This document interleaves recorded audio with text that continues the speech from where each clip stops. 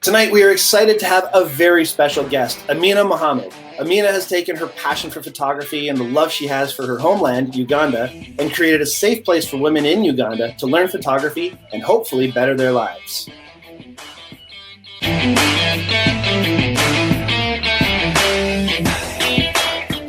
Amina, thank you for being here today. Thank you for being here. I've been waiting weeks to talk to you. I'm very excited.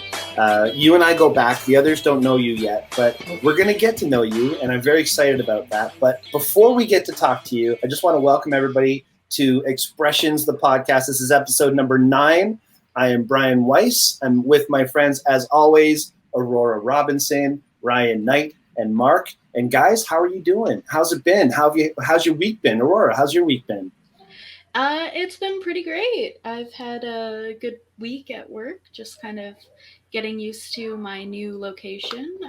But yeah, otherwise it's been pretty great. Well, I do miss you. I know I said it before we got into the show. I definitely missed you in our store. And I'm glad you're doing well in your store. Thank you. That's what I love about Henry's. Everybody knows each other. You know, we all spend time in each other's stores and get to know each other. That's great. Ryan, how have you been, man? I've been good, man. It's lockdown still for me right now, so today's been a groggier day. I spent most of my day in bed sleeping, so but good. Other than that, I've been good. Hoping we can get back to work very, very soon. But I'm looking forward to tonight's show. I'm really looking forward to getting to know you, Amina. The little bit that I know so far has got me very intrigued in your story. So, it's very interesting. Actually, this is gonna be a great show. I'm super looking forward to it. Mark, man, you've been running around like a chicken with your head cut off. I have actually. I've been in Sault Ste. Marie, Timmins, and Kapuskasing in the last week, but the highlights were the wildlife I saw. I saw 3 moose, a bear, I saw a red-tailed hawk, and a gopher. We're leading very different lives right now, Mark. I got pictures of the 3 moose, pictures of 2 moose and dash cam video of the 3rd moose, but I wasn't quick enough to save the video from the bear. I need to come shooting with you. Yeah, it was the most wildlife I've seen in a long time. I always carry a camera with me, so just when I have a long drive like that, I put it on the passenger seat and away I go. Yeah, me too. So, as it should be. Yeah, for sure. Yeah. Well, thank you all again for being here. Amina, thank you as well. Thank you for inviting me, guys. This is going to be a blast. You've been doing some pretty crazy stuff lately. You've been getting awards. You've been doing great things. Now, let me just tell the world how I know you. Obviously, through Henry's in Newmarket, we've connected that way. Yep. And you absolutely saved my butt with the Killarney Mountain Lodge workshop. Dealing with these guys was like dealing with the mafia. And as you know, yes. And I just didn't have time to call them 24/7 and to try and figure things out. And the way they were doing scheduling was messing me up. And you stepped in, it was like boom, boom, boom, boom, boom, got stuff done.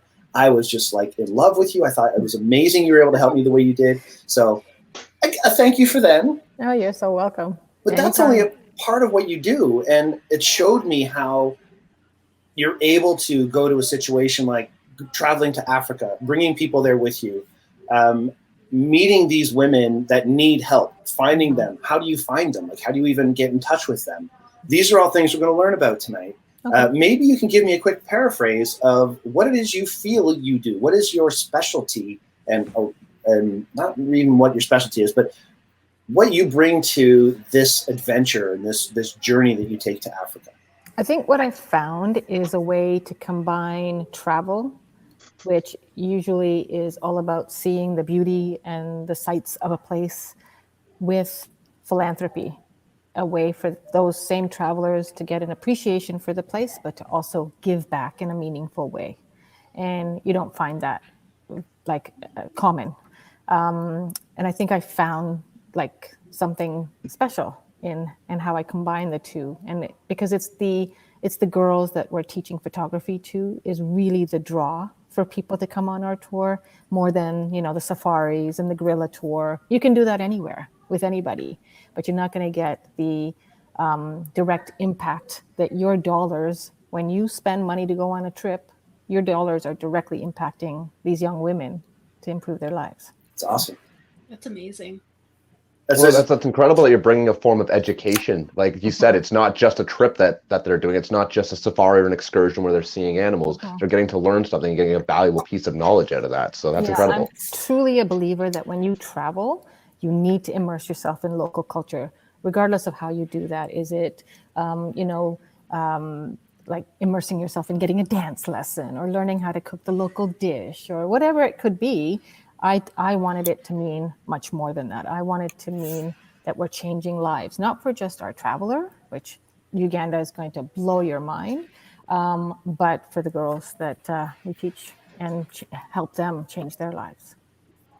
And that's the thing. One of the things I like to remind myself when dealing with anybody is, what you do is great and how you act is great, but what wake do you leave? How are you impacting people after you're gone? Yeah. And it's nice that you have travelers coming who could leave a very negative wake in the wrong tour, but you're kind of creating this positive wake, this growth after the fact, even. I guess and I'm tying in the fact that these guys, the people who come with me, are either interested in photography themselves, but not necessarily photographers, like, the great photographers that they want to be. So they want to learn how to take better photos. So I guide them in that as well. But they want to learn about culture. They want, like, that's the first question I get. Are we going to learn about the local culture? Are we going to get to meet the local people? I'm like, hell yes. Because I'm from Uganda, and I want you to learn about the people there and the beauty of the people there. When you come, you will leave and go home, and you'll over time, the memories of seeing the wildlife and the gorillas, all of that fades over time, right? You've got the pictures to remind you, but it's the warm like affection that you'll get from the Ugandan people that will sustain you for years to come. Why you don't Uganda? Find that everywhere. Why Uganda? Well, I mean, there's a lot of places in Africa, there is. And I know you're from Uganda. Yeah. So my family and I, we lived there until I was 3. My parents were born there. My sister was born there. I actually was born in England, but I lived there until I was 3. But for me, Uganda has always felt like home. When I was a kid, if somebody said, "Hey, where are you from?" I'd be like, "Uganda," and my mom would be like, "No, you're not," and I'd be like, "Yes, I am." And but it's always felt that part of me. And when I went home for the first time in 2007, I was there to do a documentary about the return of the Indians who were coming to reclaim their properties. I stepped in Uganda and I felt like immediately this was home. And I remember leaving Uganda and I was on the plane, KLM, huge plane, and I couldn't stop blubbering and crying. And of course, there's no Kleenex, and the freaking stewardess wouldn't let me get up from my seat. So I'm literally going like this. And this guy is leaning, like from the opposite side of the plane, leaning like this and just looking at me. And I wanted to, like, I was just like, couldn't stop crying because I was leaving Uganda. But literally, like, it was just, That's I'm kind of curious because I'm very curious about this because with you going to Uganda for the first time, you said in 2007, I imagine you led a lot of your life being fascinated and wanting to get to Uganda. So when you finally did, what was that experience like, just knowing you were finally going to get to go? Prior to actually arriving in Uganda, what was it like knowing? It was, I literally made the decision in 3 months. I was like, "Hey, Thomas," he's my husband, I'm going to Uganda. And he's like, "What?" I'm like, "Yeah, I'm going to Uganda. I'm going to do a documentary," because I was working in film and television. I was producing documentaries, short films, music videos. So for me to get equipment, it was nothing. But I wasn't a shooter. I was a producer. So I had to quickly learn how to use a big ass, Panasonic, learn how to do sound, all of that. I taught it all to myself. I rented everything, or I bought everything, and I went to Uganda. And but when I arrived, the stories that I had grown up with were vastly different from what I saw on the ground. The poverty hit me like hard. And what I saw about the lives of the people, because it's the same government now, 35 years on. Idi Amin was bad, but we've all heard about Mugabe from Zimbabwe. Museveni, who's the current president, the same. Oppression, suppression. Right now he's been suppressing the media and internet because he doesn't want all the bad news to get out of their government. The world knows though, right? And all of that, growing up in first world Canada with all the opportunities that I was given and had squandered in many respects because you're young, you're stupid. and you think you've got it all, right? You think you know it all. And it dawned on me then that how much time I had not taken advantage of, and how many opportunity I'd not, taken advantage of. And all these people wanted the same thing and were not getting it. And that's what woke me up to wanting to make better choices in my life. It's weird. This is going to sound kind of weird. I just kind of got this similarity in my head. I have this cat that's wandering around my backyard with his paw injured, and I've been trying to help this little cat, and I'm trying to figure out how to help this little cat, and I can't help this little cat, and yet you're helping people in Africa, across the country, across the world, and you're giving them hope, and you're giving them all these extra things like cameras. I mean, you're giving them cameras, which I mean, that's crazy for you to be gathering up as many cameras as you can and flying over with them. I mean, what is that process like for you to get these cameras to help these people? I know I've brought this cat into this thing. Everybody's crying about the cat now. Because now you touched my heart, because I've got 2 cats, even though they're big pain in the ass. But, Dixie's in her condo. I mean, exactly. I feel for these cats, like people feel for humans, and obviously, well, I used to rescue ferals, so it's in my nature. Tugging those heartstrings. There you go. Yeah, exactly. So when I came up with the idea, I knew it wasn't enough to just take cameras with me, have them take images, tell me your story, and then bring the camera back and not mean any end result of having them find work. So just to backtrack on your question a bit, the reason I wanted to teach girls specifically is because they're females, simply because they're females, they don't get opportunity. If you're a male and you don't even have the qualifications, you're going to get a job because you're a male. They don't believe in, as a society in Africa, they don't believe, or in third world countries or developing countries, they don't really believe in educating females. But statistics show if we educate and give opportunities to females, they're going to change this world for the better. And so when I came up with the idea, it was to go to the northern Uganda at first, because northern Uganda had been affected by the Kony War. Joseph Kony had terrorized the country for many, many years. He had we've all heard about child soldiers, and boys were given rifles, told to shoot their families to live. Girls were turned into sex slaves or worse. And I wanted to help them tell their stories, but the challenges were vast. No internet, no electricity. If I gave them a camera, they were going to sell it to eat, and that's understandable. So it was my good friend who's a journalist who told me, you need to teach girls who are going through journalism. And I didn't understand the connection was that they'll go through school, but because they don't get access to a camera more than maybe 4 or 5 times during their whole 4-year career, they can't get a job, because not only do they lack the photography skills, they lack a camera. And in developing world, you have to own your camera. You can't have a cameraman come with you to tell your story. Right. So that was sort of like, okay, fine.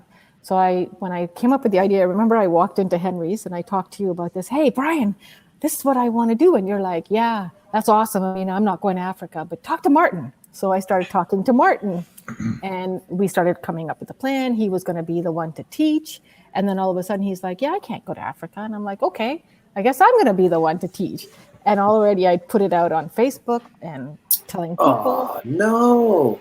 But that's okay. It worked out for the best, because people started sending me mostly small point and shoots. So all I could afford and collect were the really small, Right. totally small. But I also went because I needed to prove to myself this was actually doable and it was something worthwhile. So I finished up the first training, came home, and that's when Cameras for Girls was born. Triple F photo tours already existed. And then that's when I realized, ooh, this is something. And that's when I started working with Brian Ballo of Brian's Camera Store, who you introduced me to. And he started helping me to figure out the cameras and whatever I was collecting. And to this day, he still does it, whatever I collect, film cameras, used cameras, things that don't work. He takes it in, trades it in for what we do use, which is the Canon G series. And we chose the Canon G series because DSLRs, I can't carry 15 of them. And they're not at that stage to get a DSLR. But they still have manual controls, and you can still has learn manual control, photography, has big video, sensor. photography, great sensor, and small enough to put in a purse or a bag so that it won't get stolen, but robust enough that they can get out in the field and do what they need to do.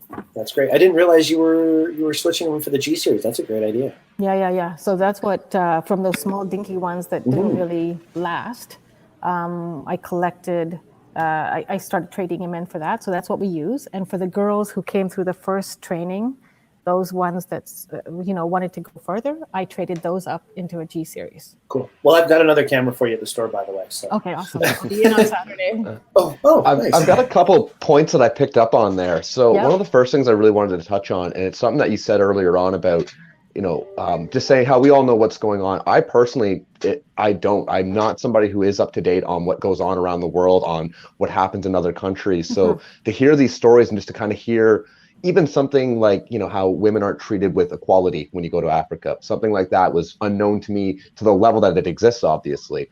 So it sounds to me like you're not only just going over there teaching photography, but teaching like this level of individualism to these women to try and help them separate themselves from the culture that they've been born and raised with, and say, look, this isn't, you're a person, you're still an individual that needs to be a part of this society and part of this world. So And so that's incredible. Just to, so it's not just Africa, it's in the developing world. So there's this amazing book, if you ever want to read, let me just get it for you. It's called Half the Sky.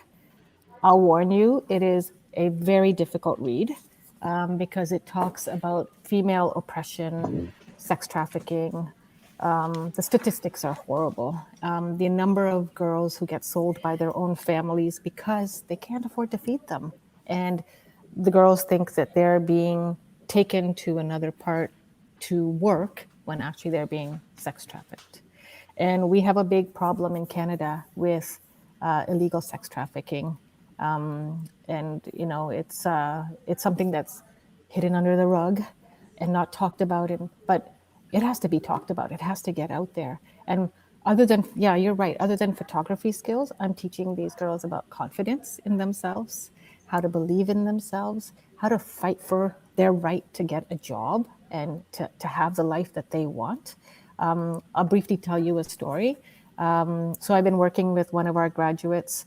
After I finish the photography training, which lasts for a whole year, I then work with them on business skills. So, cover letters, resumes, LinkedIn profiles, interview skills. So after 6 months, one of my girls who went back home to Kenya got a job. Well, she was told, you can have the job if you pay for it with money or with sex. And that's the reality. So she turned it down because I said, there's hell no, we will get there. Today she wrote to me and said, because you built me a LinkedIn profile or helped me build a LinkedIn profile, somebody reached out to me and has offered me a job because she also does graphic design. And so she's waiting to hear back because now she's got the photography skills, the graphic design skills, and now she possibly will get like freelance work. That's incredible. The part that that really bothers me the most, not that bothers me the most, but that really bothers me is that shocks you? It shocks me. I think that really shocks me is that not only does this employer, quote unquote, we'll call them, expect these ridiculous, I don't even know what to describe that as, but then this woman comes and has to, like, when she responded to you, was it like to ask whether or not she should take this job? Like, did she reach out for advice or did she? No, she said I turned it down. Okay, good. Hell yeah, you did, because that's not what we stand for. And it might take you longer, but then we talked about it and I said, I taught you amazing photography skills. You've got an amazing eye. Get out there and start marketing yourself until you find the job, because she went through 4 years in a communications degree. That's what she wants to use. And she's a single mom. And I said, time, it'll take longer, but we'll work at it until you get there. And, it's sad. We deal with that here. Like there's when I was in film and television, I can't tell you the amount of times sexually harassed. Right? We've talked about this before. And it was like... A little bit.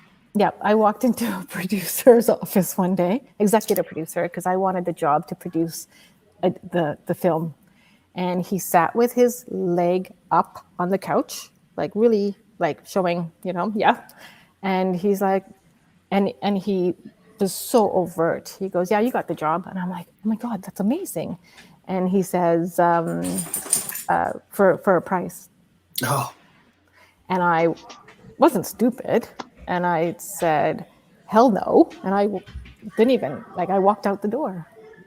That's Wow. baffling. That's absolutely I baffling got because you hear fired these on a stories, set but because a guy came after me, tried to like physically attack me, and I got fired.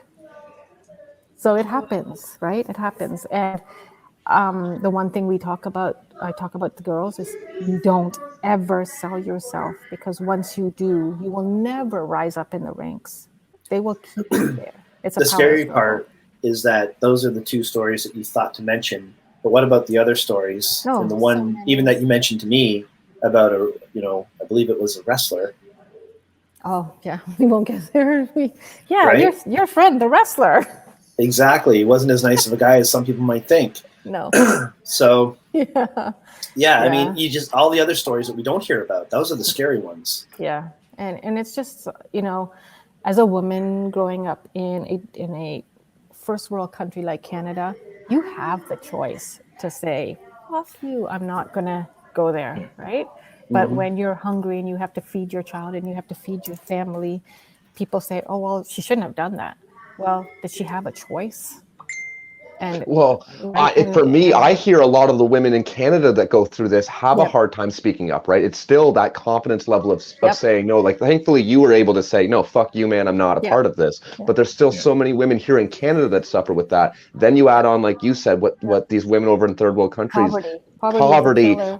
the poverty, the lack of equality. So Yeah, that is going to strike your confidence down more than anything and yeah. make it that much more difficult. So I really, really commend you on the efforts that you're putting in. It makes me feel like I am not doing anything at all, and it's crazy that it's very inspiring. It's very inspiring to hear these stories that of just how you've really dedicated your life and your passion and combine them into one thing and really trying to change lives, which is incredible.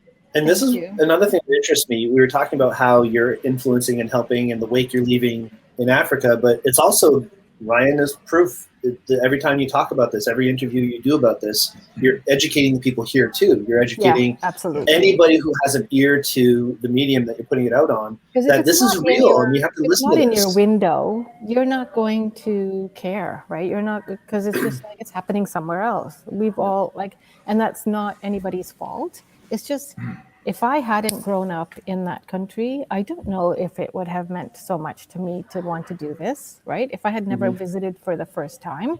So don't be hard on yourself is what I'm saying, but it's never too late to be aware of what's happening around the world. Of course. And COVID has made it that much worse for people, right? Like, we complain here, but we still have shelter, we still have food, we still have the necessities. It's been very difficult. So I've used a lot of the money that I've fundraised for cameras and what have you to feed people, like to send money to my students or to my partners on the ground, because the government is not supporting them, right? So it's about just, I don't know. I'm just hoping this whole thing, this too shall pass, is what I keep telling myself. Like, God knows when, but Yeah. right. It's just, and don't even get me going on the government. So, Well, that leads me to my next thought. I mean, I'm approaching an age of like a half I think a I'm number. past that, so don't Maybe, worry. yeah. But we've both been around long enough to see all the promises of government and all the promises around the world and all the this and all of that. And we, let's go back to the first time that, somebody resisted racism against Black people to today, and how far along really are we with that fight? So it's really scary to think of all the oppression that women have to go through. Aurora, as the only woman of our panel, is this something that you've been through? It's definitely something that I've experienced. Like, some of the stories that you've shared, Amina, I've kind of, like, as a woman in photography or any sort of tech career, a lot of people just like look at you and don't think you know anything about it. Like are very dismissive of your skills or any sort of what's it called, schooling that you've been through, just because you're a woman. And in my case, like also young, very dismissive about that kind of stuff. And I have had my share of experiences of even customers at Henry's trying to pull a move or, suggest that I should be a model instead of a photographer. And why am I into this whole like techie stuff? And it's one of those things that it is pretty upsetting, obviously, when this kind of stuff happens. And I really, really am happy that you're doing this for these women. It's obviously like, the experience that I have is nowhere near to the level of experience that these women go through on a daily basis. But just as a person in a first world country and how I'm dealing with this on a regular basis, like I can only imagine what it's like there. So But it shouldn't be happening, right? It should not be. It shouldn't happen at all. We are in 2021. No. For God's sake. Like, yeah. All that bullshit has to stop at some point. We have to move past and start looking at human to human instead of gender to gender. And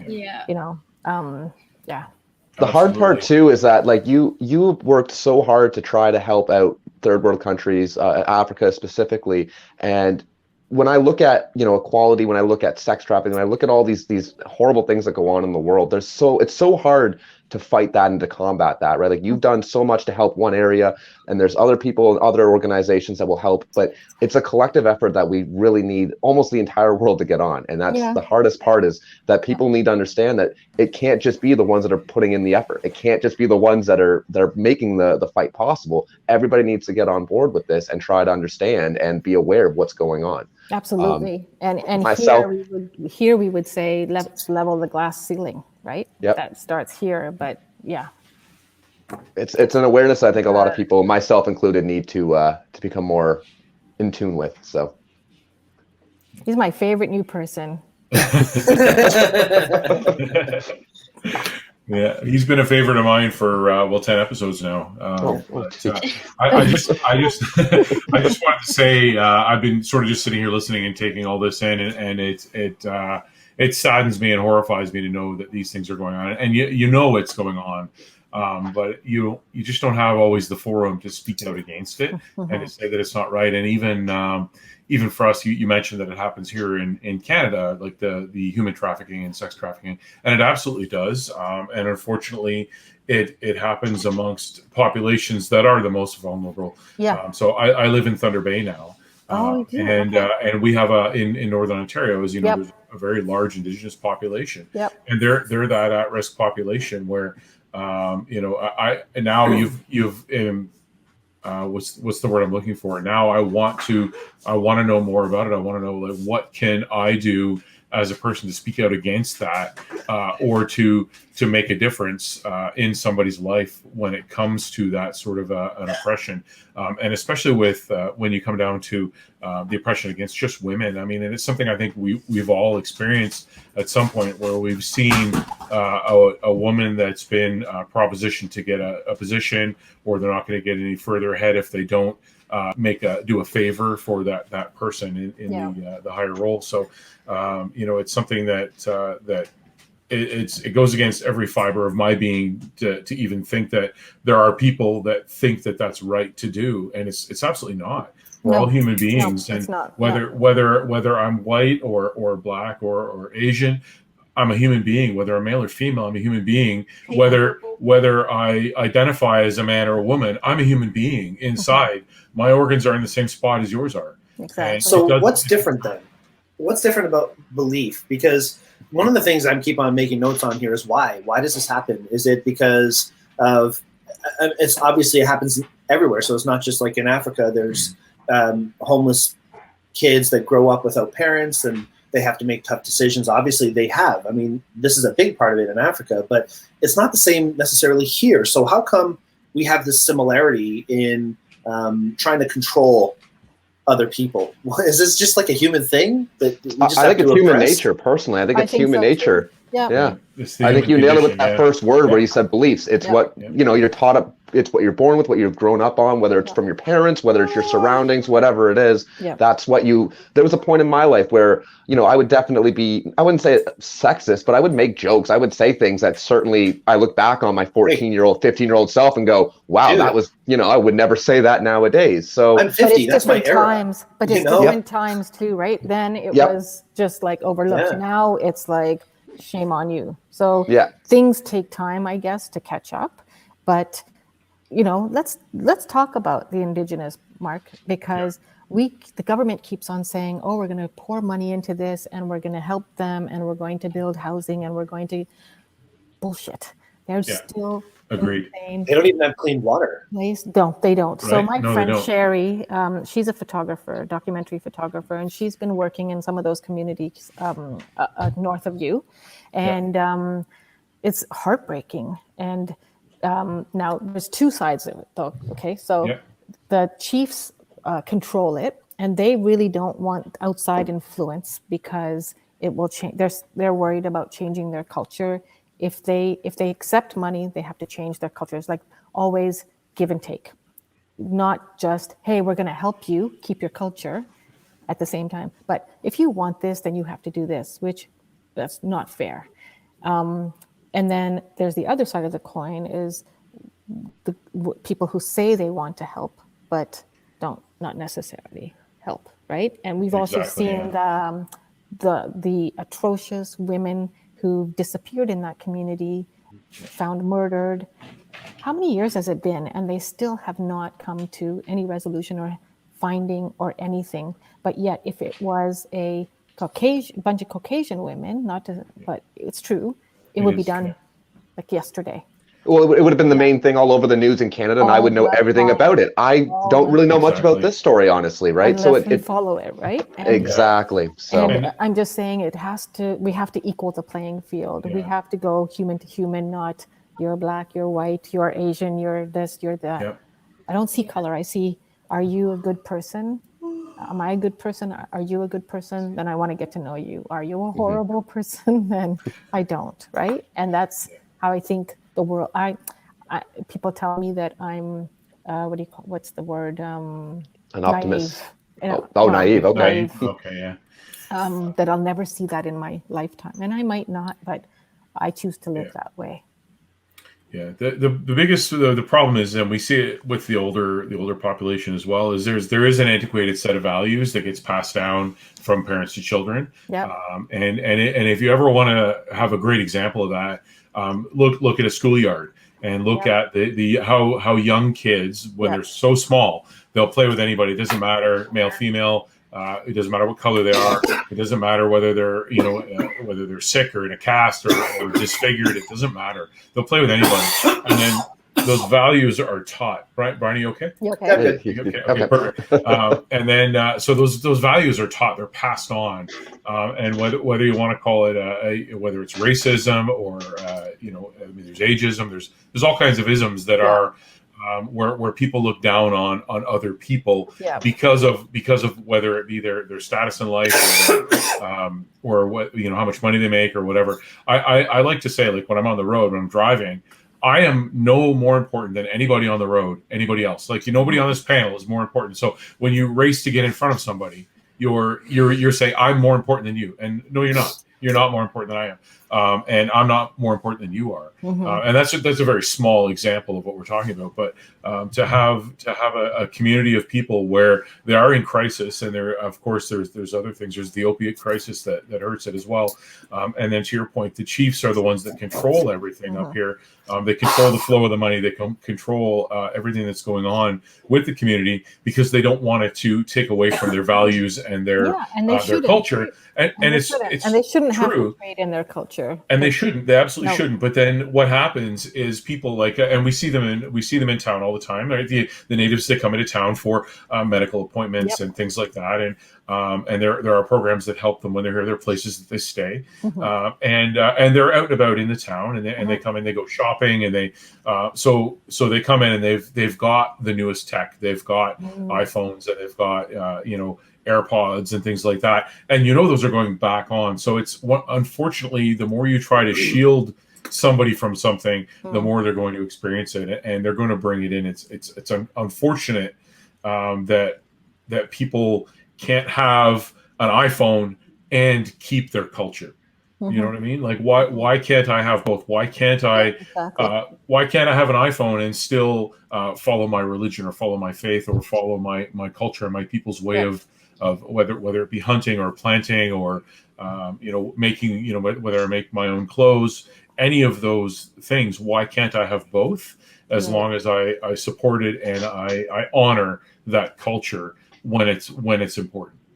So a question that I've got then on your point there, Mark, is when you go to Africa, when you go to Uganda and you go to these different places, how has social media changed and affected these countries, if at all? Because obviously it's a completely different world over there. It's a completely different, there's the lack of. No, they're on. Again, they're on social media. They're doing everything that you and I are. The difference is the government suppresses it. So the elections happened in January.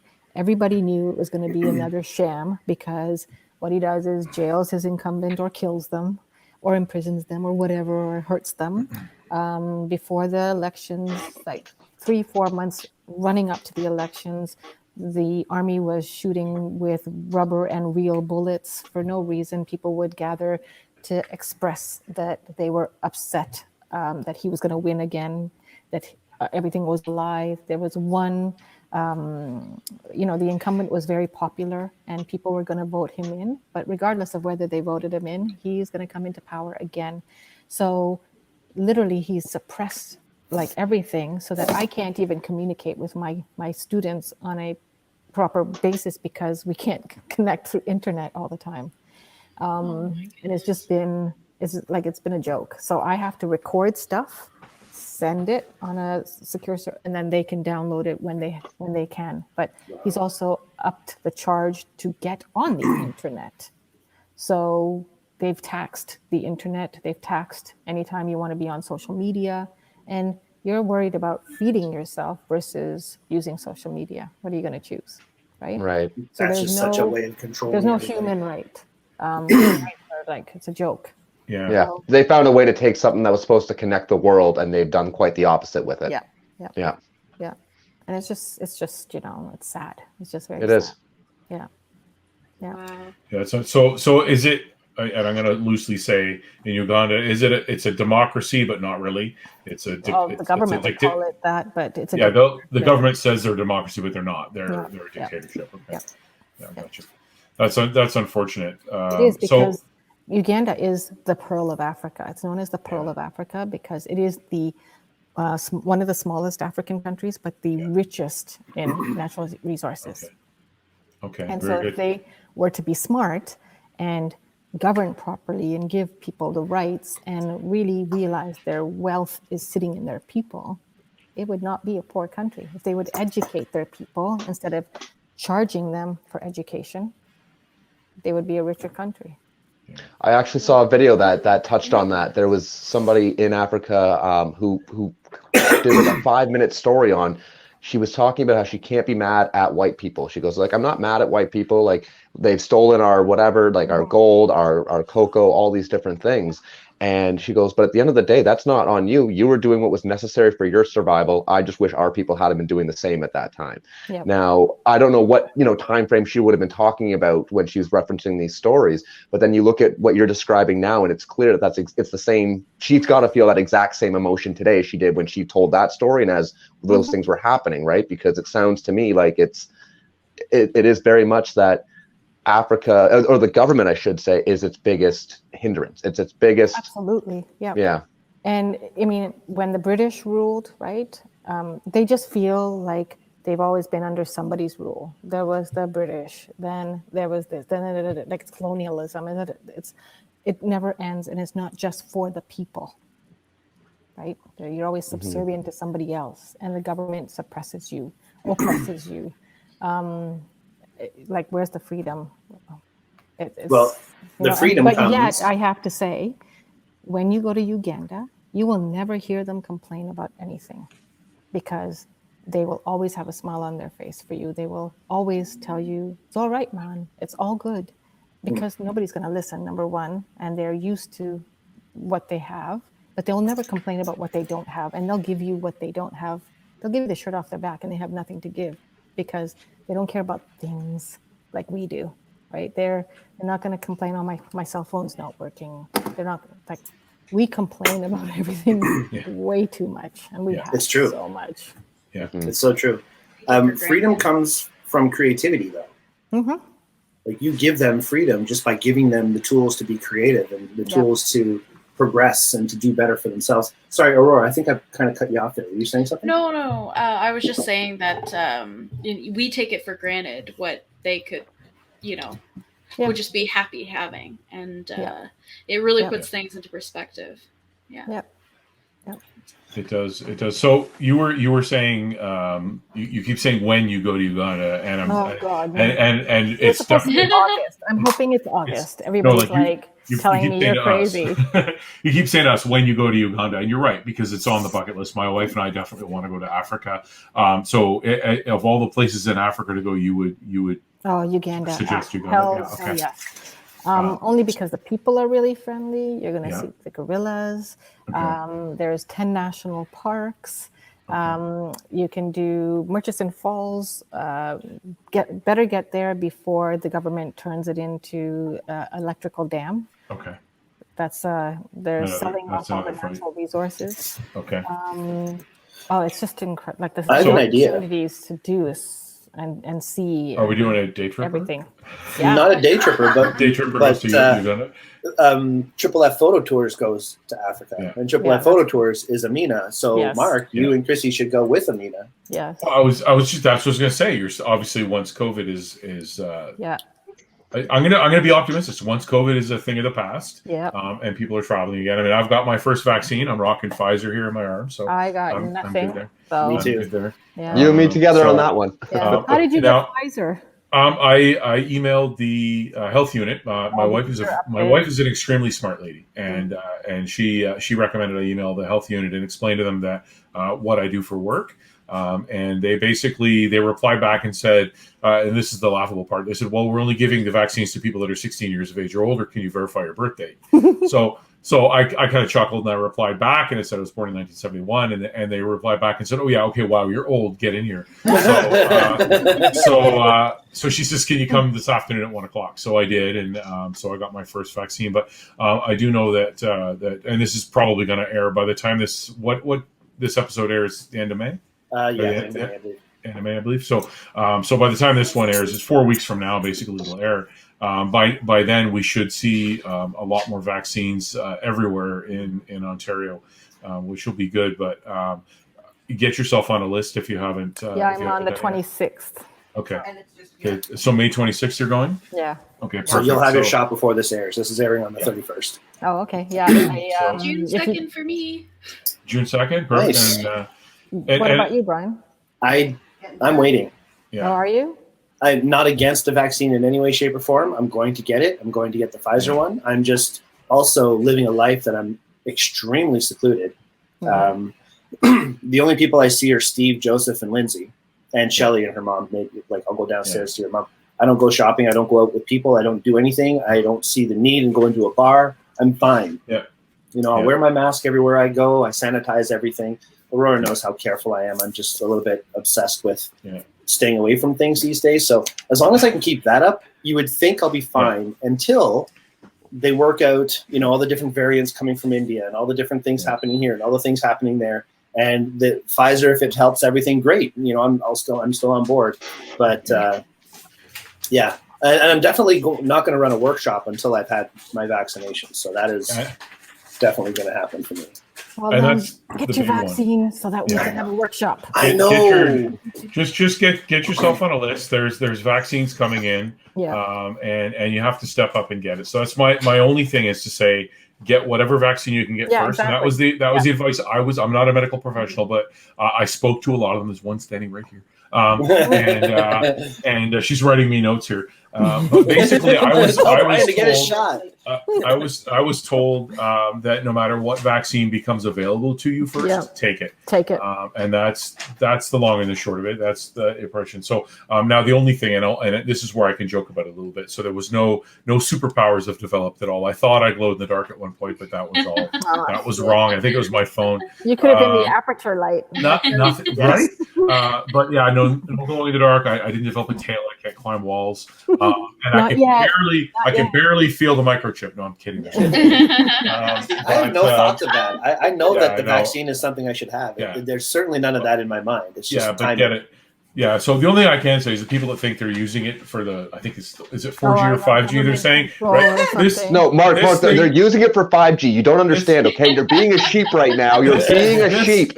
This device tracks me plenty fine. It's a disease. That's right. It's a vaccine. Yeah, that was Brian. Channeling Brian again. He's airing right now. So, funny. But no, no superpower, super nurse though. Super nurse, awesome. Yes, my wife is the nurse. So and this is where just to circle back what you're talking about with women not being educated in developing countries and things. I know so many because I work for Shoppers Drug Mart. I know so many amazing women, whether they be store managers, district managers, assistant managers, store owners. The vice president of operations I work for is a female, just an amazing woman, world-class operator, and so many amazing women that I work with and support. I know a lot of nurses, a lot of pharmacists, females. I know female doctors, all amazing people. I mean, and I know Brian, you know some of them as well. And I just can't think of how our life here in Canada would be different if it was all male dominated and not female, because I think about war. We'd be at war. Yeah, and just the women are so smart and they're so level-headed. And I mean, we're guys. We're not smart. We're guys. We're just not smart. We don't always think right. We jump ahead. We're reactionary. We get angry. I mean, I'm my voice gets raised sometimes. So does mine. At dogs and whatnot, but we react way too much. But I can't imagine our world without those educated women. So the fact, and that's the other side too. Sorry to cut you off, Mark, but the other side to look at is that there's we're not even. It's not like men have to have this sense of humility and say, "Oh, we're stupid or we're dumb or we're irrational." It's understanding that we're equal. That's I think that the main thing is at the end of the day, it's not about who's smarter or better. Or, like I will always say, my wife, she's definitely the one that without her, like I would not be able to put my pants on properly in the morning. You know what I mean? Like I will be the one that takes humility. But there's certain people out there that I think they feel like it attacks their sense of bravado or their alpha mentality, whatever it is, when they have to their ego. Yep. And that's not at all what people are asking you to do. They're not asking you to set your ego aside. They're asking you to accept the fact that women can have egos just as same as you can. Women are just as capable of doing anything, right? Yep. So I think that's the main point to take away. This is really, really cool. We are all on board. We all have the same opinion. We are all humans first and, individual sexes, whatever second, which is great. But we've got centuries of sayings and beliefs and oppression and everything you want to think about. I mean, the term rule of thumb? It's just a rule of thumb. I read it somewhere. Martin told me what it really came from. Can I take a guess at it? Because I think I know what it is. It was the rule of thumb was for husbands, and that they were not allowed to beat their wife with a stick that was any bigger than their thumb. Is that correct? Yeah, which is That's where I use that phrase way too often for having that kind of meaning. And this is the problem that nobody understands. You've got to question everything. All these sayings, where does it come from? It's like even the word photography, Yeah. where does it come from? It comes from the Greek word phos and graphis, means drawing with light. I mean, you look at a word and you try and understand where it comes from. Do you see this? This is what would happen if I raised a stick to my wife. I would get it back tenfold. I guarantee you. If I even joked and said it too loud now, and Shelley would overhear me. She calls this all of our wives are right off camera, by the way. Like they're all just. This is the thumping fist. She calls it. No, I'm kidding. She's never laid it in. But the thing is there's too much respect, right? I respect women. I respect my wife way too much. Speaking of that, though, even think about that. And that's really what it comes down to. Like my mother raised me with some respect for women. You know, my mother's a lesbian, and since I was 9 years old. I've lived a life with my mother living with other women and treat women with respect and the whole thing. So, I mean, obviously my history influenced my respect for women. Now, Amina, you have other inspirations in your life that have helped you step up for certain causes as well. Maybe you can go into that a little bit. My sister. So my sister is younger than me by 14 months, and yet she has done so much more than me. You know how I said earlier I was squandering some of those opportunities. So when I was squandering, my sister was the one who was the nerd and studying and, you know, would do great things. So she has worked in government. She was on the discovery tour of, I think it's Inuvik. Oh, I've got a friend who lives in Inuvik, actually. Oh, wow. Yeah. She has traveled most of the world. And she organized her own charity years and years ago called Girls 20. So what she would do is bring 20 women from all over the world, developing and developed worlds. And for a week, she would teach them how to build their economic initiatives. She would have people like Google and like all the big names, Richard Branson, all of these people come and together they would help these women. And then they would go back to their nations and with their support, you know, be the leaders in their communities. And she would like present them at the G8 and the G12, and it was amazing. She's been to Necker Island a couple of times with Richard Branson. And then her last stint was as CEO for Malala Fund. So she worked closely with Malala and traveled with Malala. She also brought Malala home for the first time because Malala had to leave home and settle in England and couldn't go back to Pakistan. And my sister was the one who was able to bring that together. So she's done amazing things. And now maybe you can let us know who Malala is. Oh, Malala Yousafzai was the girl who got shot in the face because she wanted an education. And she has now, Malala Yousafzai is like a Nobel laureate because she fights for the right for girls to be educated. So she travels the world giving speeches about why education is so important. She goes to like camps, what do you call it? Refugee camps, works with the organizers to get girls educated. So her and her father have done a lot. So if you ever want to learn about somebody who's been very inspiring, Malala, look her up. You know, there are so many amazing, I won't just say women who've inspired me, but so many amazing people who've inspired me, who took an idea and ran with it and just did something amazing. And if I can do, I got to plug it in, otherwise I'm going to die. If I can do just 1% of that, I'll be happy.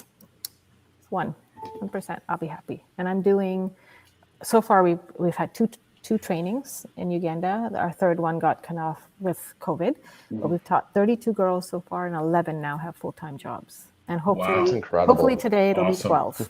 Hopefully today it'll be 12. Fingers crossed. So I know we got to start wrapping up here kind of soon, but one of my last questions for you, do you feel, and this is going to be a bit of a tougher question, but do you feel with what you've done, are you happy with what you've done to this level, or do you feel like there was more that you could have done or you didn't have access to offer more? And if that's the case, what are you looking for in the future to deliver on what it is you want to achieve here? Great question. So Uganda is just a starting point. When we've applied for charity status this year, So if we get charity status, that'll open up the door to start hopefully, raising more money and raising more awareness. But with or without it, I'm gonna not stop. Our goal is to do 2 trainings a year and 2 tours to Uganda a year. But I want to expand to other countries that have expressed interest, such as Mexico, Costa Rica, Afghanistan, Kenya, Congo, and the list goes on. Because there's so many girls in developing world who need help to have a voice, right? One of my girls who was in my first training, I'm helping her now by paying for the hosting and her website to get done. And she's called it the She Voice. And she's giving other girls in Uganda a voice and a platform to tell their stories where they can't get published anywhere else. So together, I'm empowering her, and she's going to be able to do that for other women. So it's the power of reciprocity, and paying it forward. And if they come through the training and get something out of it, the idea is for them to then pay it forward, and so on and so on. And so by just starting like here, and we can spread out, it's just going to be huge. And so support's the main thing that you need. Support, like financial support. I raise money through GoFundMe right now. That's our only avenue because we don't have charity status. And or just putting it out there that, hey, we're always looking for your gently used or new cameras. And we will trade it in whatever is not usable, and go from there. It's incredible. I've got your links, Camera for Girls, Triple F Photo Tours, and your Facebook as well. Okay. How else can people get a hold of you to help out your cause? Just if you want. Yeah, they can email me at, I'll just give them the Cameras for Girls email. So it's Amina@camerasforgirls.org. Excellent. And is that GoFundMe still active as well? Yeah, it is. Yeah, okay. So we'll have the GoFundMe listed down below. So if you guys listening right now want to help support the GoFundMe, there is a link listed in our description somewhere. I'm just pointing around, but it's there somewhere. Awesome. Okay, so we have some questions for you, Amina. At the end of every show, we have 3 questions that we run by you.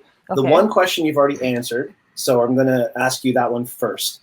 Okay. We ask for our guests to issue a challenge to our viewers and our listeners. Ooh. It can be any challenge that you can think of. Obviously, as photographers, we've issued photo challenges in the past, and then there's other challenges and personal challenges.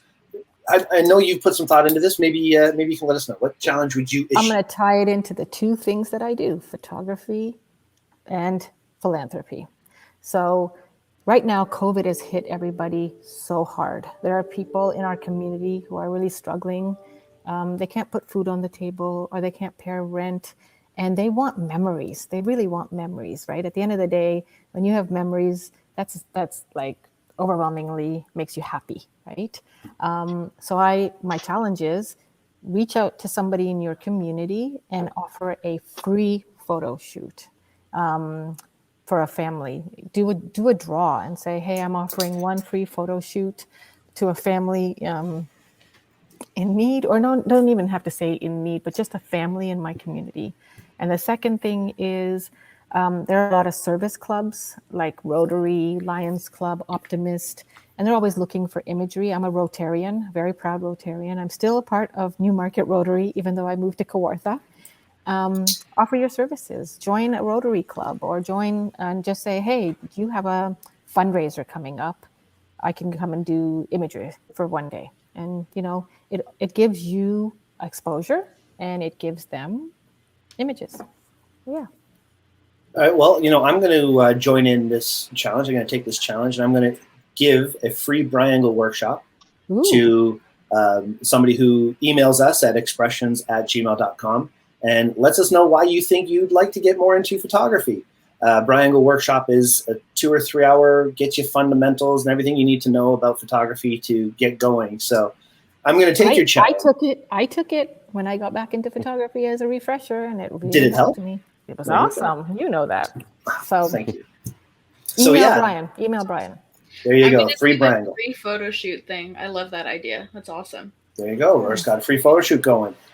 All right. Well, we will we'll get refined on these free things that we're going to do. But until then, We got to go to the other two questions. That's a great challenge. Thank you, Amina. Yeah. The next question is, what's your jam?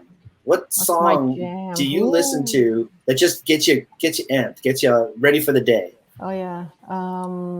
Shit. How can I forget it? Roses. Roses Amazing. from It's called who? Roses. Jesus. Okay, now you're I gonna have was to gonna say, we put on the spot getting the song title. I mean, Oh, St. John.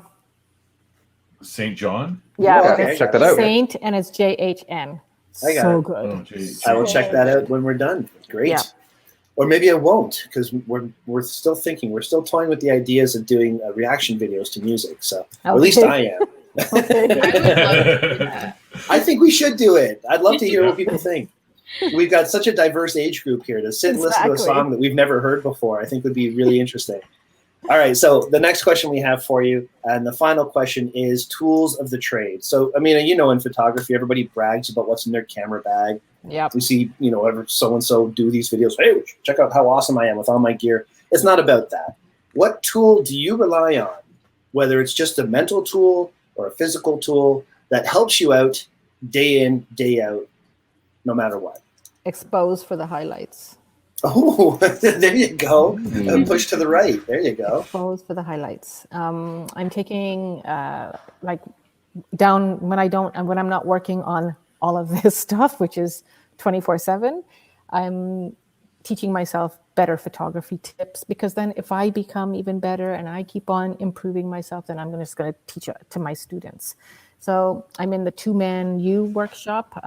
Erica Mann and Lanny Mann are a husband and wife team out of Alberta, like one of the best wedding photographers. I am not into weddings, no bridezillas for me, but the tools that they teach, such as expose for the highlights, like saves my bacon every time. And I'm a huge nature shooter when I'm not doing portraits or headshots or whatever. And right now it's all about nature because we can't be shooting anything else. And it's just one thing I keep on going. Expose for the highlights. Expose for the highlights. What do you mean expose for the highlights? Maybe you can clarify a little bit. So if I'm in a bright area, but you know the bird is sitting in the dark area, right? And if I'm looking at the bird and it's only dark, point my lens up to the brightest area, expose for it with back button focus, and then recompose. And now you've brought out all of the detail. Contrast. Nice. Yeah. This is an amazing tip. It's actually something that I was taught in college when I went to Humber College for creative photography, is that in digital photography, it's super important that you do not overexpose because you lose the detail in your highlights. Lose the detail. In reverse, if you were shooting in the film days, actually you had to expose for the shadows, right? Because you would lose all the detail in the shadows. Yeah. And I was a film shooter, so when I started with digital, I was like not comfortable space for me.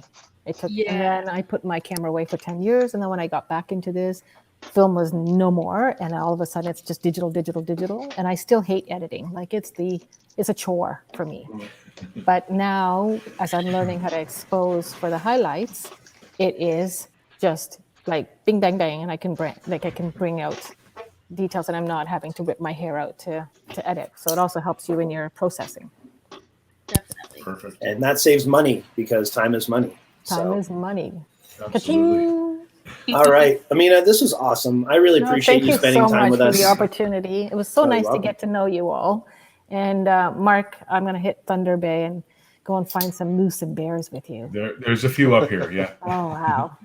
All right. So for everybody who's been watching and listening, thank you so much for doing that. We usually go into our personal charities that we talk about, and you all know Aurora and I love the Henry's Foundation. Mark was talking about his Shoppers Drug Mart for mental health as well, the Run for Mental Health. And Ryan is just so amazing with helping people with addictions and so on. And we always want people to be in a better space. But for this week, let's keep this all about Amina. Let's keep this all about what you can do for people. So camerasforgirls.org is something that people should check out.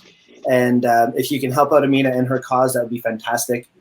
We've tried to do as much as we can for any cause that has come our way. And this is as important, if not more important, than anything we've talked about in the past. So Thank you for the work you do, Amina. Thank you for the opportunity to share and to give me that much needed exposure. And yeah, I appreciate it.